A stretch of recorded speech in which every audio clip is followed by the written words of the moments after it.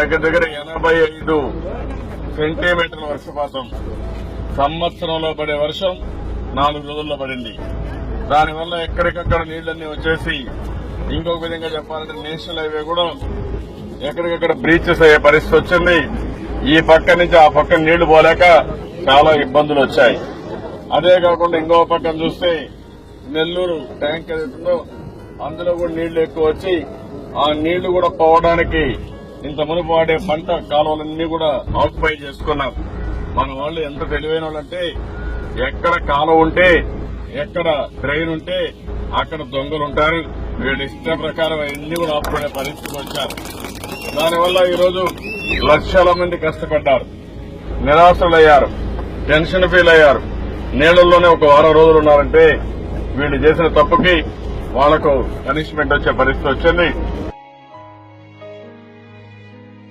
ప్రతి ఒక్కరికి మనం చేసే సహాయం అందుబాటులోకి రావాలి, ఎవ్వరికీ ఇబ్బంది కలగకూడదనే ఉద్దేశంతోనే రేపు ఎల్లుండి అవసరమైతే ఇక్కడే ఉంటానని చెప్పి కూడా నేను హామీ ఇచ్చాను. అన్ని మీకు సరిచేసిన తర్వాత ఇస్తాను.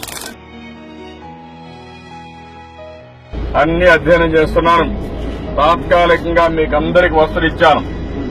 ఒకటి భోజనాన్ని పెట్టమన్నాం, ఆ ఫేస్ ఒకటి అయిపోయింది.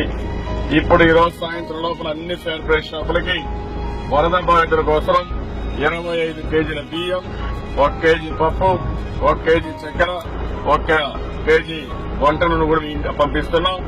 మీరు నేరుగా రేషన్ షాపులు పోయి మీరు తీసుకునే అవకాశం కల్పిస్తున్నాం.